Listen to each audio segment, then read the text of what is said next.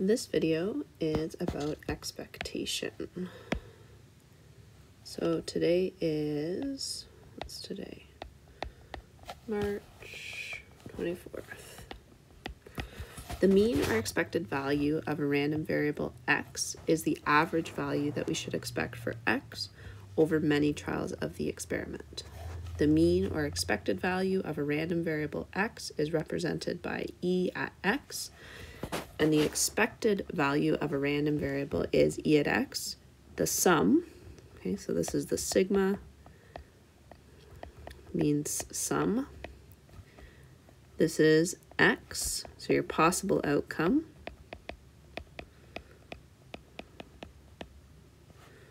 And this part here, xp of x equals x, is the probability of each possible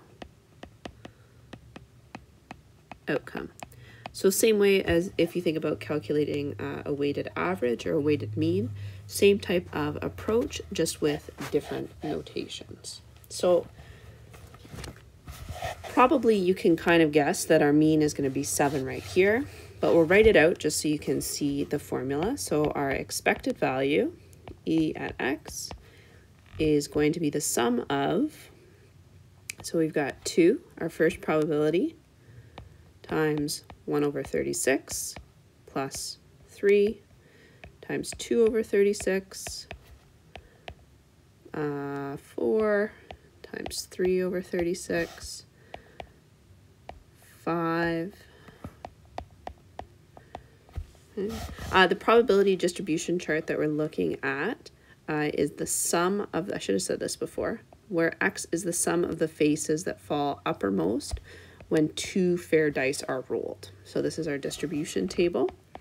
Where was I? 5, 6 times 5 over 36, 7 times 6 over 36, 8,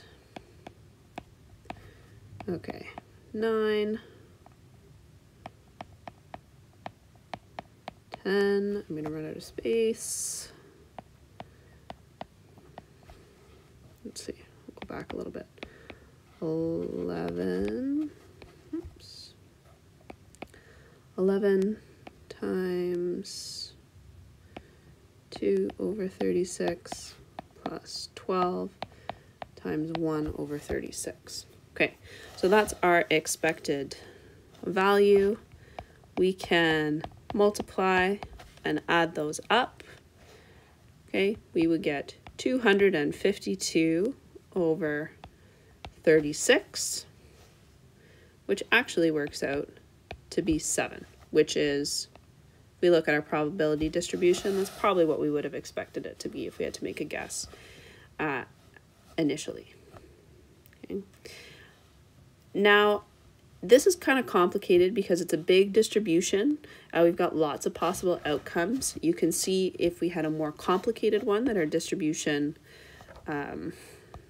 would take us longer. So we can actually use our GDC to make our lives easier. So to use our GDC, these are the steps. First of all, you're going to enter the list of possible x values in L1. Okay. 2, you're going to enter the corresponding probability values in L2. Okay. Then you're going to use our one variable statistics. Okay, so you access that by pressing stat and then arrowing over to calculate. Your X1 list is L1, and your frequency list is L2. Okay.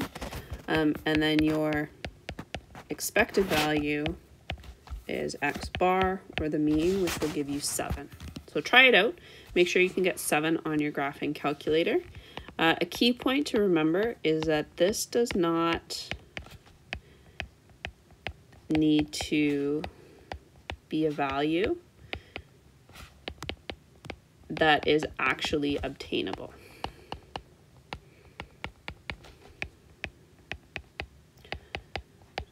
So sometimes you might end up with a decimal value, and that's okay. There are some questions here, 14B on page 590. Feel free to give myself or Mr. Shaw an email if you have any questions. Good luck.